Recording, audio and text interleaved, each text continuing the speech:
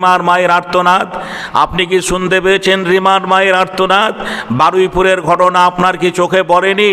আপনি নীরব কেন? কিছু বলেন না কেন? সোশ্যাল মিডিয়া আপনাকে আজকে দেখতে পায় না কেন? যে আপনি বলুন, শুধু হিন্দু সবার হিন্দু মুসলমান করবেন না।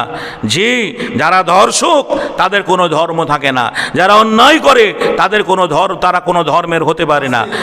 যারা অন্যায়কারী তারা অন্যায়কারী, তারা হিন্দু মুসলমান দেখে রাখো।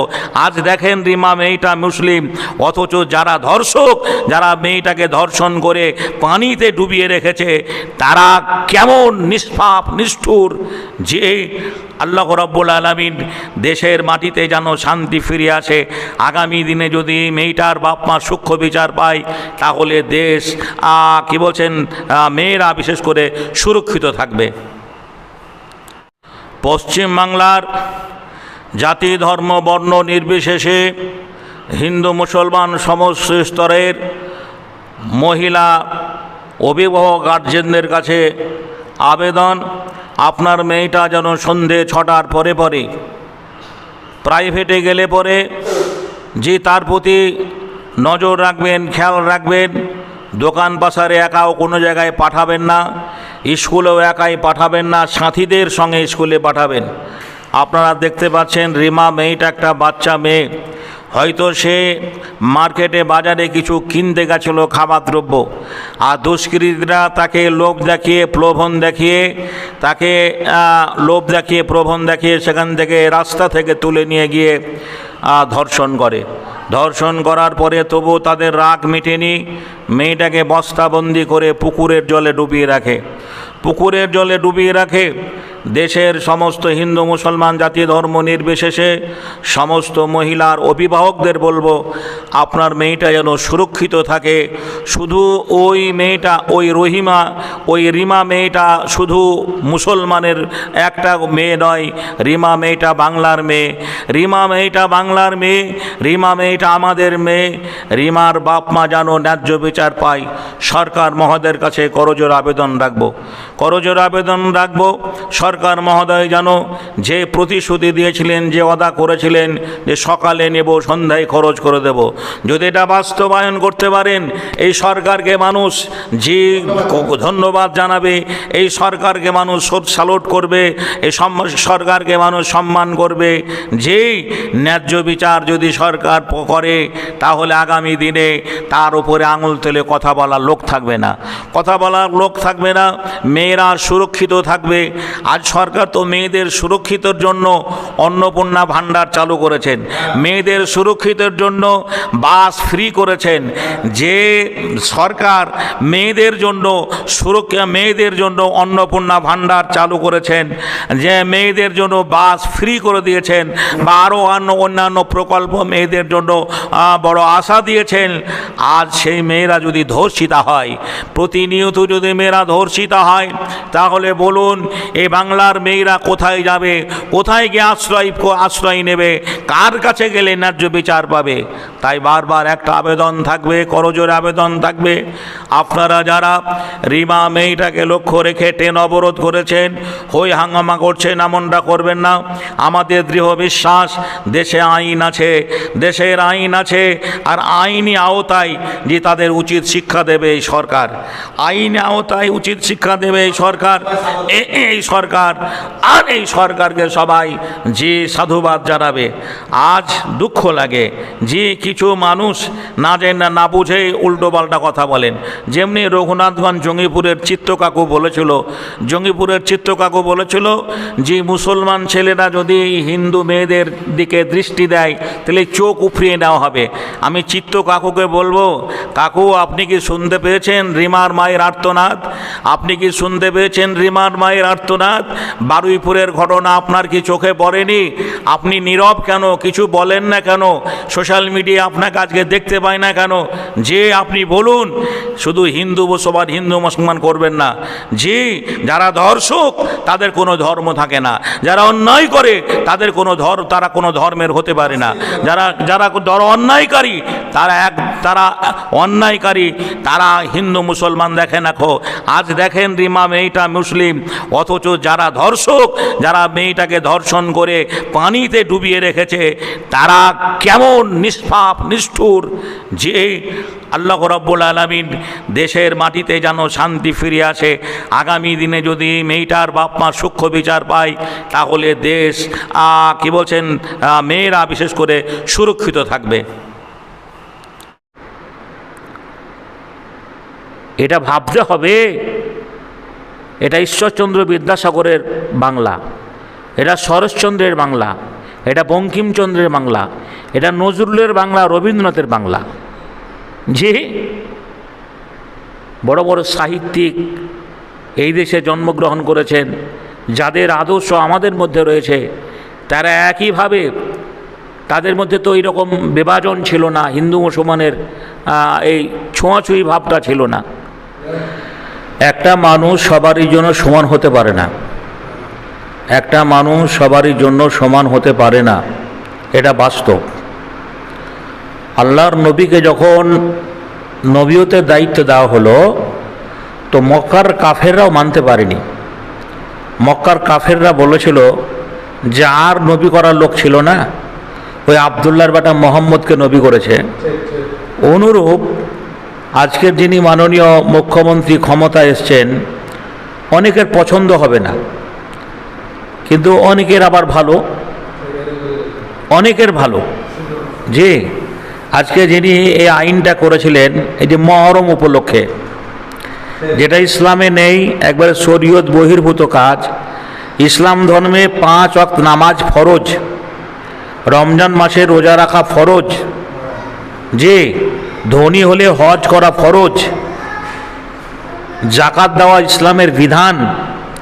কিন্তু যারা এই হাই হোসেন করে বড় লাঠির উপরে একটা পতাকা বেঁধে কলেমা ইলাহা ইল্লাল্লাহু মুহাম্মাদুর রাসূলুল্লাহ কালেমাইল পতাকা লেখা আছে, কিন্তু তার চরিত্রটা কেমন, এবারে সম্পূর্ণ ইসলামের বহির্ভূত কাজ।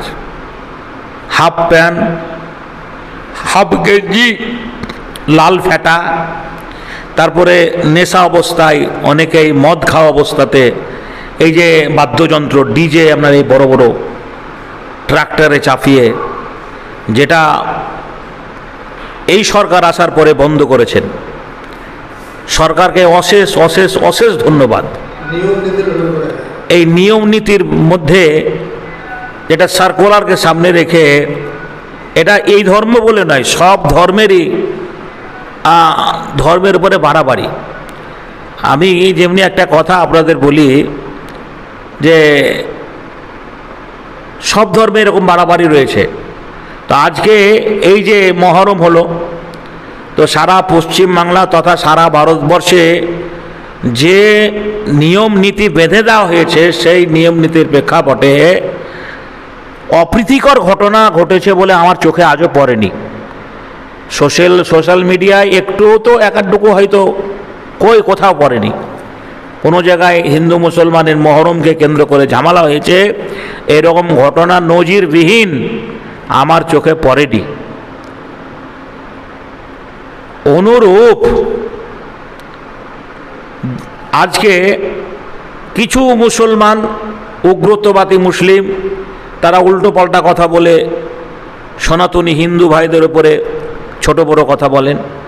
অনেক সনাতনী হিন্দু ভাই দেখছি তারা নিজের মার্গাই বজায় রাখার জন্য, যে আমরা ক্ষমতায় সরকার এসছে, আমাদের সরকার বলে মুসলমানদেরকে যা মন তাই অনেকজন সোশ্যাল মিডিয়ায় বলছে।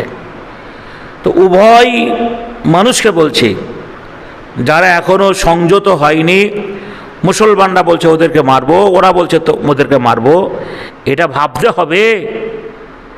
এটা ঈশ্বরচন্দ্র বিদ্যাসাগরের বাংলা, এটা শরৎচন্দ্রের বাংলা, এটা বঙ্কিমচন্দ্রের বাংলা, এটা নজরুলের বাংলা, রবীন্দ্রনাথের বাংলা। যে বড় বড় সাহিত্যিক এই দেশে জন্মগ্রহণ করেছেন, যাদের আদর্শ আমাদের মধ্যে রয়েছে, তারা একইভাবে, তাদের মধ্যে তো এইরকম বিভাজন ছিল না, হিন্দু মুসলমানের এই ছোঁয়াছুঁয়ি ভাবটা ছিল না।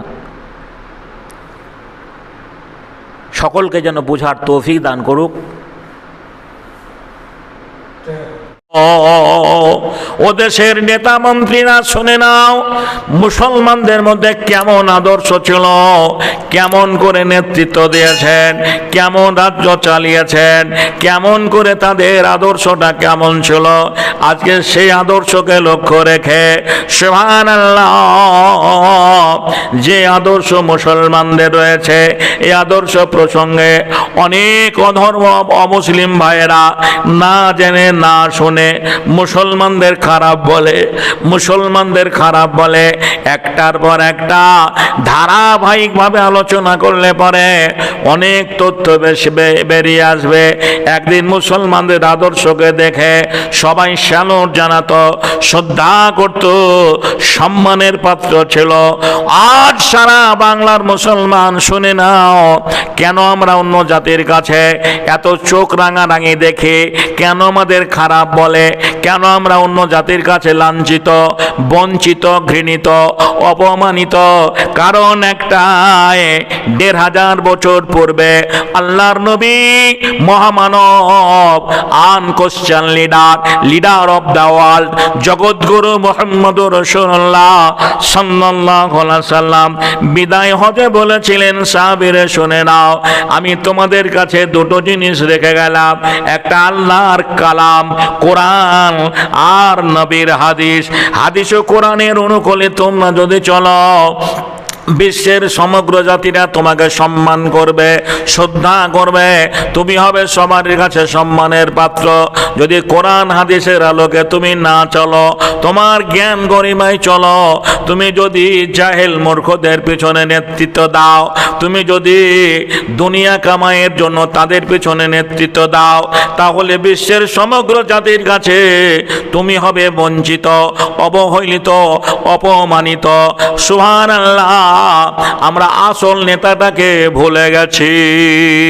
সারা পৃথিবীতে, তাম দুনিয়ায় যত নেতা জন্মগ্রহণ করেছেন, মুহাম্মদের ঊর্ধ্বে কেউ নেই। বলুন সুবহানাল্লাহ। মুহাম্মদুর রাসূলুল্লাহ সাল্লাল্লাহু আলাইহি ওয়াসাল্লাম যে শ্রেষ্ঠ মহামানব, তার প্রমাণ আপনার কাছে মোবাইল রয়েছে, দামি মোবাইল রয়েছে। সুবহানাল্লাহ, এই দামি মোবাইলে গুগলে যাবেন, গুগলে গিয়ে বলবেন, আজকের ইন্টারনেটের যুগে, যান্ত্রিক সভ্যতার যুগে, শিক্ষিত সভ্য সমাজে, এই রাজনীতির প্ল্যাটফর্মে মহামানবকে। আপনার মোবাইলটা যদি সনাতনী ভাইয়ের হয়, খ্রিস্টান ভাইয়ের হয়, ইহুদি ভাইয়ের হয়, যে ধর্মের যে বর্ণের হোক না কেন, ওই দামি মোবাইলটাই বলবে, একটা লোকের নাম বেরিয়ে আসবে, যেমনি আখেরি পয়গম্বর, দোজাহানের নবী, আনকোশ্চেন লিডার অফ দ্য ওয়ার্ল্ড, জগৎগুরু মুহাম্মদুর রাসূলুল্লাহ সাল্লাল্লাহু আলাইহি সাল্লাম। মুসলমান, তুমি আজকে লাঞ্ছিত কারণ একটাই, তুমি ইসলামকে ভুলে গেছো, রাসূলের আদর্শ থেকে সরে গেছো। যেদিন তোমার মধ্যে আল্লাহ রাসূলের আদর্শ থাকবে, আল্লাহর ভয় থাকবে, আল্লাহর আনুগত্য থাকবে, বিশ্বের সমগ্র জাতি তোমাকে সম্মান করবে, শ্রদ্ধা করবে। তুমি হবে সবারই কাছে যে আদর্শ মানুষ, তুমি হবে সবারই কাছে আদর্শ মানুষ। আমরা চোর নেতাদের পিছনে নেতৃত্ব দিয়ে নিজের ঈমান আমার নষ্ট করে দিয়েছি। আল্লাহ হেফাজত করুক। বন্ধুরে আমার, ভাইয়ের আমার, আল্লাহ আমাদের ক্ষমা করুক। আমরা যেন আসল মহামানবকে চিনতে পারি, যিনি আল্লাহ রাব্বুল আলামিন আল্লাহ রাসূলকে রহমাতুল লিল আলামিন করে, যে শেষ নবী করে, শেষ পয়গম্বর করে পাঠিয়েছেন ধরার বুকে। 1,24,000 পয়গম্বরের মধ্যে যিনি শ্রেষ্ঠ, আমরা হতভাগা মুসলমান তার আনুগত্য করতে পারিনি, তার দিকে আমরা তাকাতে পারিনি। আল্লাহ রাব্বুল আলামিন আমাদের ক্ষমা করুক, যে ক্ষমা করুক। আমরা সেই মোহাম্মদের যেন, মোহাম্মদ তুমি ওগো খোদার পেয়ারা, আমিনা মায়ের তুমি নয়নের তারা, এসেছিলে তুমি ওগো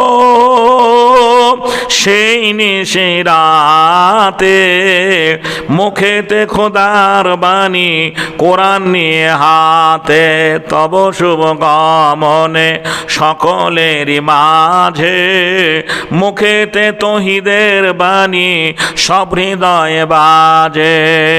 ওগো নবী দো জাহান তুমি দয়া করে শেফায়াত করিও তুমি, সাথে নিও মরে। রোজ হাসরে যাবে লোক হবে সর্বহারা, দয়া করে দয়ার নবী দিও গো সাহারা। বাংলার মুসলমানরা শুনে নাও, ও বাংলার মুসলমানরা শোনো, মহান আল্লাহ রাব্বুল আলামিন যে রাসূলকে রহমতুল লিল আলামিন করে পাঠিয়েছেন, হায়রে হতভাগা আমরা সেই রাসূলের বিধানকে মানতে পারলাম না। আল্লাহর নবী দুনিয়া থেকে বিদায় নেওয়ার পরে প্রথম খলিফা হলেন আবু বকর সিদ্দিক। আবু বকর সিদ্দিক চলে যাওয়ার পরে দ্বিতীয় খলিফা হলেন হযরত আমিরুল মুমিনিন খলিফাতুল মুসলিমিন। আজকে মমতা চলে যাওয়ার পরে মাননীয় শুভেন্দু অধিকারী মহাশয় যেমনি মুখ্যমন্ত্রীর দায়িত্ব পেয়েছেন, ওই রকম হযরত আবু বকর সিদ্দিকের পরে ওমর দায়িত্ব পেলেন। ওমরের জামানায় একটা ঘটনা বলবো। ওমরের তনয় অর্থাৎ ওমরের একটা ছেলে, নাম তার আব্দুল্লাহ, আর হাসান হোসাইন এরা আলীর ছেলে, তিনজনে একই মাঠে খেলাধুলো করতে গিয়ে রাগারাগি হয়। আমাদের ছেলেরা মাঠে ক্রিকেট খেলে, ফুটবল খেলে, হকি খেলে, এক অপরের দিকে মাঝে মাঝে গন্ডগোল হয়, কথা কাটাকাটি হয়। ওই রকম মুখ্যমন্ত্রীর ছেলে ওমরে ফারুকের ছেলের সঙ্গে কি বলছেন আলীর ছেলে হাসান আর হোসাইনের কথা কাটা হয়েছে। শেষে কি হলো, ওমরের ছেলেকে আব্দুল্লাহকে অর্থাৎ ওমরের ছেলেকে আল্লাহর নবীর নাতি হাসান আর হোসাইন, আলীর ছেলে ফতেমার সন্তান, তারা দুইজনে বলল, কি বলল, মুখ্যমন্ত্রীর বেটাকে বলল, তোর বাপ আমাদের গোলাম, তোর বাপ আমাদের চাকর। ভাই গো, আজ যদি শুভেন্দু অধিকারী ছেলেকে কেউ যদি বলে তোর বাপ আমাদের গোলাম, সে অ্যারেস্ট হয়ে যাবে, ধরা পড়ে যাবে। কেন গোলাম বলেছে? পুলিশ বাড়িতে হাজির হয়ে যাবে। ওমরের ছেলেকে আলীর ছেলে দুটো বলল, তোর বাপ আমাদের গোলাম, তোর বাপ আমাদের চাকর। একথা বলার সঙ্গে সঙ্গে তারা দুই ভাই কান্নাকাটি করতে করতে ওমরের কাছে চলে এলেন। ওমর বলছেন, কি হয়েছে? বলছে, আব্বা গো, তুমি দেশের রাষ্ট্রনায়ক, তুমি দেশের খলিফা, দেশের প্রধানমন্ত্রী, মুখ্যমন্ত্রীর দায়িত্বে তুমি রয়েছো আব্বা। আজ হাসান আর হোসাইনের যে দুই ভাইয়ে একই মাঠে খেলাধুলো করতে গিয়ে তারা বলেছে তোর বাপ আমাদের গোলাম, তোর বাপ আমাদের চাকর। আমাদের মন্ত্রীরা হলে বলতো, থাম, তাকে দেখছি, জি, লাঠি সোটা নিয়ে তার বাড়িতে হাজির হয়ে যেত। ওমর বললেন, বেটারে, তোমাকে যে চাকর বলেছে, তোমাকে যে বলেছে তোর বাপ আমাদের গোলাম, এই সাক্ষী কি তুমি আনতে পারবে? সাক্ষী না হলে বিচার হবে না। বলল, আব্বা হ্যাঁ, সেইখানে কেউ ছিল না, তারা দুটো ভাই ছিল। বলে, সেই সাক্ষী না হলে তো হবে না। বলে, নাও, লাঠি সোটা নয়, বোম পিস্তল নয়, একটা সাদা কাগজ আর কলম হাতে দিলেন, আর বললেন, ব্যাটারি, এই কাগজ কলমে সাক্ষী দুটোর নাম লিখে নিয়ে আসবে। ভাই সব, মুখ্যমন্ত্রীর আদর্শ কেমন হওয়া দরকার, একটা প্রধানমন্ত্রীর আদর্শ কেমন হওয়া দরকার। ওমরের ছেলে কাগজ আর কলম বাপের হাত থেকে নিয়ে চললেন আবার সেই মাঠে। কোথায়? আলীর ছেলে হাসান আর হোসাইনের কাছে।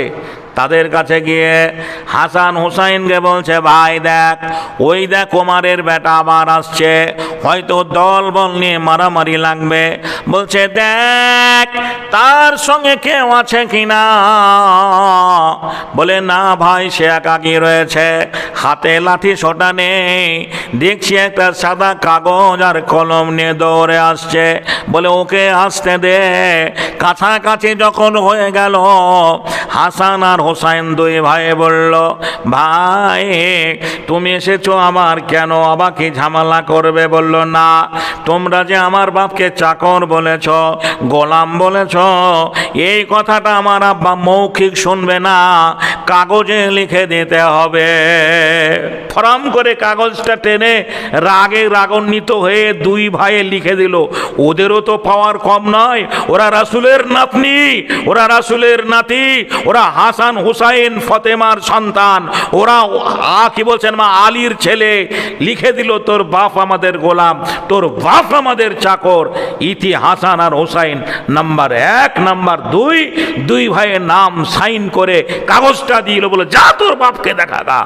বন্ধুরে আমার, ভাইয়েরা আমার, আব্দুল্লাহ ছলো ছলো নয়নে চোখের অশ্রু করে দৌড়ে চলে এলো আব্বার কাছে। আব্বা গো, তুমি যে সাক্ষী প্রমাণ আনতে বলেছিলে, এই দেখো কাগজে কলমে এনেছি।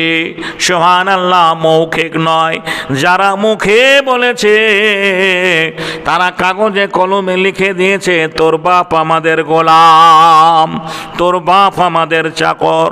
ওমার ছেলের কাছ থেকে কাগজটা নিলেন, ঝরঝর করে পানি গড়িয়ে এলো।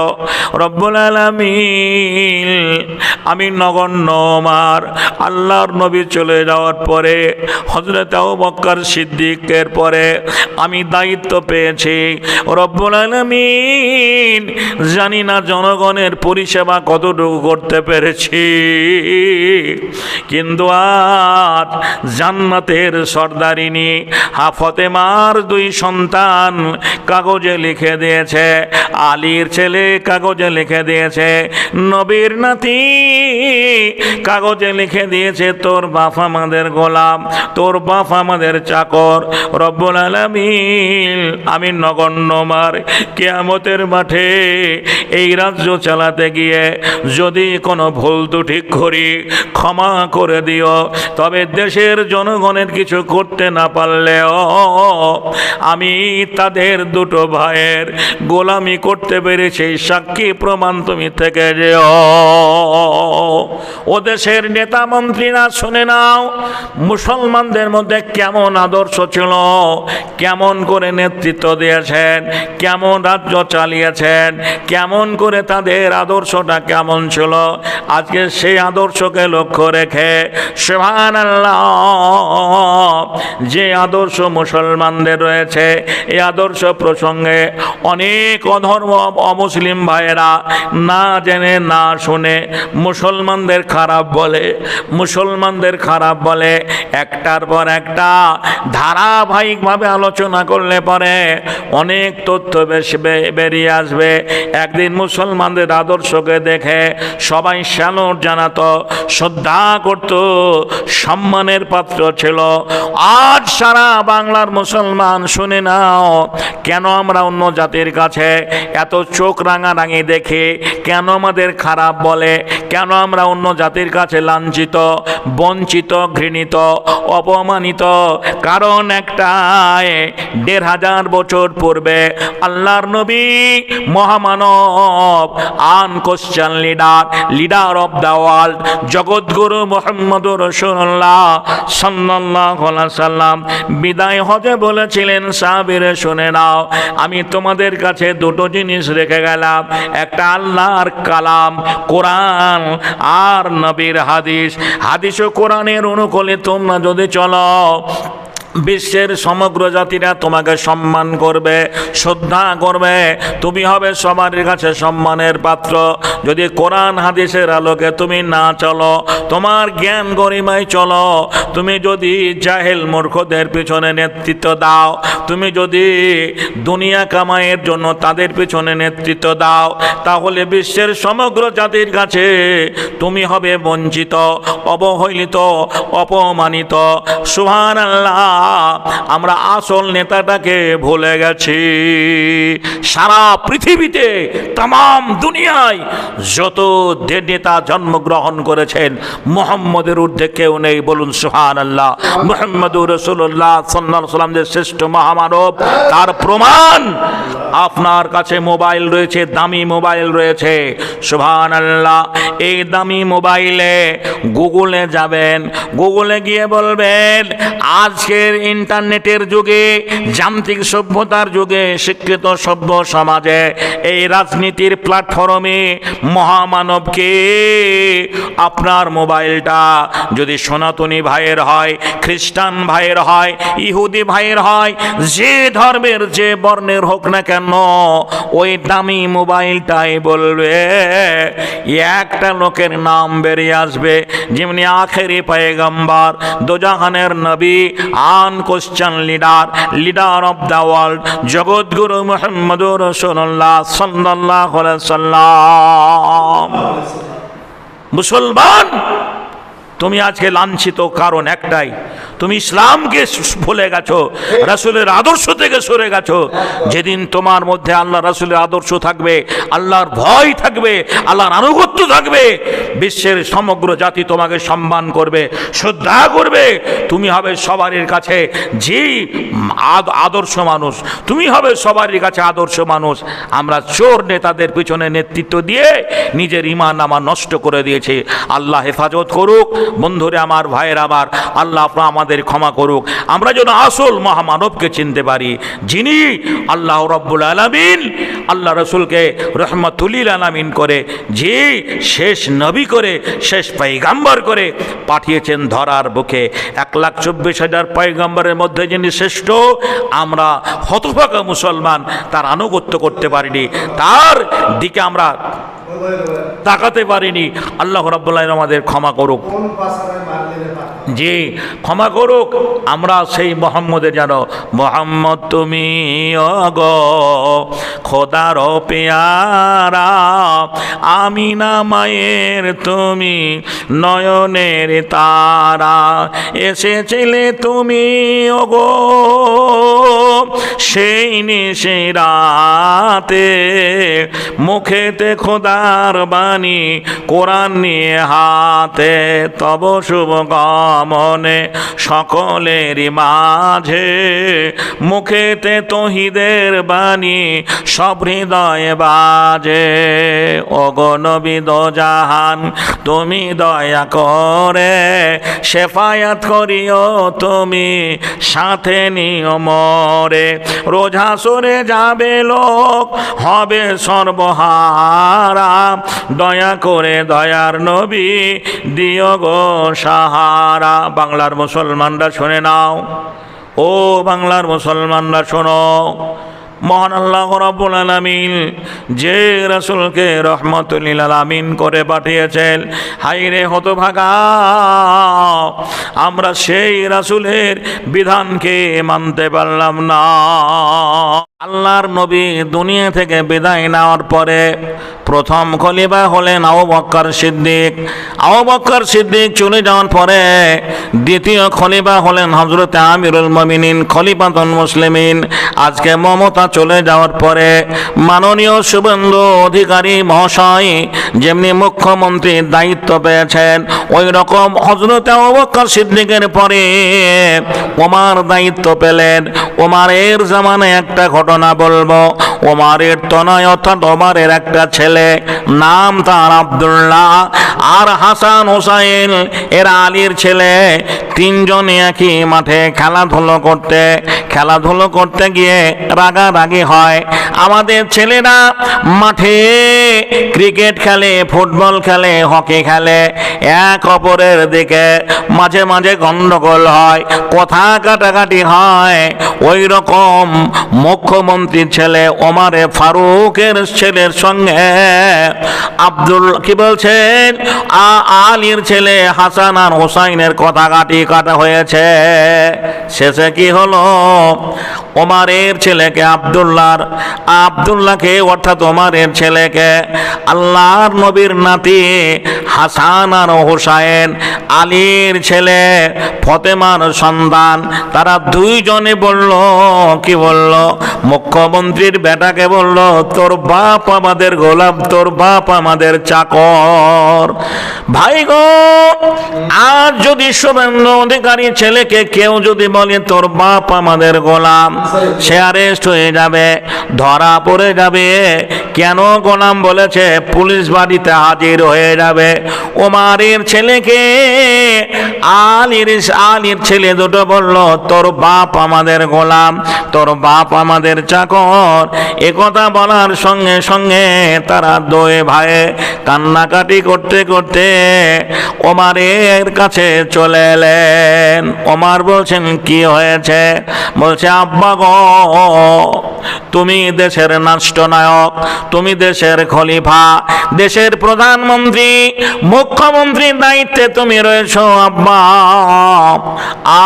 আজ হাসান আর হোসাইনের যে দুই ভাই একই মাঠে খেলাধুলা করতে গিয়ে তারা বলেছে তোর বাপ আমাদের গোলাম, তোর বাপ আমাদের চাকর। আমাদের মন্ত্রীরা হলে বলতো, থাম, তাকে দেখছি, জি, লাঠি সোটা নিয়ে তার বাড়িতে হাজির হয়ে যেত। ওমার বললেন, বেটারে, তোমাকে যে চাকর বলেছে, তোমাকে যে বলেছে তোর বাপ আমাদের গোলাম, এই সাক্ষী কি তুমি আনতে পারবে? সাক্ষী না হলে বিচার হবে না। বলল, আব্বা, হ্যাঁ, সেইখানে কেউ ছিল না, তারা দুটো ভাই ছিল। বলে, সেই সাক্ষী না হলে তো হবে না। বলে, নাও, লাঠি সোটা নয়, বোম পিস্তল নয়, একটা সাদা কাগজ আর কলম হাতে দিলেন, আর বললেন, ব্যাটারি, এই কাগজ কলমে সাক্ষী দুটোর নাম লিখে নিয়ে আসবে। ভাই সব, মুখ্যমন্ত্রীর আদর্শ কেমন হওয়া দরকার, একটা প্রধানমন্ত্রীর আদর্শ কেমন হওয়া দরকার। ওমারের ছেলে কাগজ আর কলম বাপের হাত থেকে নিয়ে চললেন আবার সেই মাঠে। কোথায়? আলীর ছেলে হাসান আর হোসাইনের কাছে। তাদের কাছে গিয়ে হাসান হোসাইনকে বলছে, ভাই দেখ, ওই দেখ ওমারের বেটা আবার আসছে, হয়তো দল বল নিয়ে মারামারি লাগবে। বলছে, দেখ তার সঙ্গে কেউ আছে কিনা। বলে, না ভাই, সে একাকী রয়েছে, হাতে লাঠি সোটা নেই, দেখছি একটা সাদা কাগজ আর কলম নিয়ে দৌড়ে আসছে। বলে, ওকে আসতে দে। কাছাকাছি যখন হয়ে গেল, হাসান আর হোসাইন দুই ভাই বলল, ভাই তুমি এসেছো, আমার কেন আবাকে ঝামেলা করবে? বলল, না, তোমরা যে আমার বাপকে চাকর বলেছ, গোলাম বলেছ, এই কথাটা আমার আব্বা মৌখিক শুনবে না, কাগজে লিখে দিতে হবে। ফরাম করে কাগজটা টেনে রাগে রাগান্বিত হয়ে দুই ভাই লিখে দিল। ওদেরও তো পাওয়ার কম নয়, ওরা রাসূলের নাতনি, ওরা রাসূলের নাতি, ওরা হাসান হুসাইন ফতেমার সন্তান, ওরা কি বলছেন, মা আলীর ছেলে। লিখে দিল, তোর বাপ আমাদের গোলাম, তোর বাপ আমাদের চাকর। ইতি হাসান আর হোসাইন নাম্বার 1, নাম্বার 2, দুই ভাইয়ের নাম সাইন করে কাগজটা দিল। বলে, যা তোর বাপকে দেখা গা। বন্ধুরে আমার, ভাইয়েরা আমার, আব্দুল্লাহ ছলো ছলো নয়নে চোখের অশ্র করে দৌড়ে চলে এলো আব্বার কাছে। আব্বা গো, তুমি যে সাক্ষী প্রমাণ আনতে বলেছিলে, এই দেখো কাগজে কলমে এনেছি। সুবহানাল্লাহ, মৌখিক নয়, যারা মুখে বলেছে তারা কাগজে কলমে লিখে দিয়েছে, তোর বাপ আমাদের গোলাম। দিলাম, তোর বাপ আমাদের চাকর। ওমার ছেলের কাছ থেকে কাগজটা নিলেন, ঝরঝর করে পানি গড়িয়ে এলো। রব্বুল আলামিন, আমি নগণ্য ওমর আল্লাহর নবী চলে যাওয়ার পরে হযরত আবু বকর সিদ্দিকের পরে আমি দায়িত্ব পেয়েছি। রব্বুল আলামিন, জানি না জনগণের পরিষেবা কতটুকু করতে পেরেছি, কিন্তু আজ বলুন, গোয়ালা বলছে আমি যে গাইটার দুধ দয়ে বিক্রি করতাম সে গাইটাকে আমি ভালো খাদ্য খাবার দিতে পারি না বলে দুধ কমে গেছে। যে গাইটা 2 বছর আগে দুধ দেওয়া বন্ধ করে দিয়েছে, আমি সেই গোমাতাকে নিয়ে কি করব? বিক্রি হয় না বাজারে, গোয়ালে গরু রাখার জায়গা নেই। আজ সোশ্যাল মিডিয়ায় দেখছি সিভিকেরা গরু ঘেরে বেড়াচ্ছে, সিভিক পুলিশেরা গরু ঘেরে বেড়াচ্ছে। হাইরে, ময়রার দোকানে যে ঠিকমতো মিষ্টি বিক্রি হয় না, হিন্দু মুসলমান করে করে জানে এটা মুসলমানের দোকান, অমুসলমানরা যায় না, এটা হিন্দুর দোকান, মুসলমানরা যায় না। এই বিভাজনের রাজনীতিতে গোটা বাংলাটা যেন দাও দাও দাও দাও দাও দাও করে আগুনের মতো জ্বলছে। আর এক শ্রেণীর মানুষ এদের মাথায় হাত বুলিয়ে যে ফায়দা লুটার চেষ্টা করছে। কেন বলুন? আজ আমাদের মধ্যে মনুষ্যত্ব নেই। আমরা মানুষ, সেবাই মানুষের পড়েছি। স্বামী বিবেকানন্দের ভাষায় বলা যায়, সেবাই মানুষের পরম ধর্ম। জীবে প্রেম করে যেই জন, সেই জন সেবিছে ঈশ্বর, নররূপী নারায়ণ।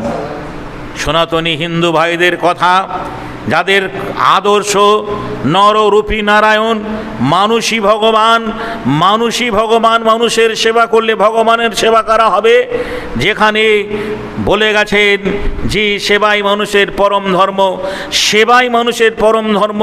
একটা অসহায় দুস্থ মানুষের সেবা করলে পরে, অন্নহীন মানুষকে অন্ন দিলে, বস্ত্রহীন মানুষকে বস্ত্র দিলে, যে গৃহহীন মানুষকে গৃহে দিলে, যে ঈশ্বর ভগবান আল্লাহ খুশি হবেন এবং তাতে পুণ্যি হবে, নেকি হবে। কিন্তু আজকে বলুন, যে উচ্ছেদের নামে বুলডোজার দিয়ে বাড়িঘর ভেঙে দেওয়া হচ্ছে।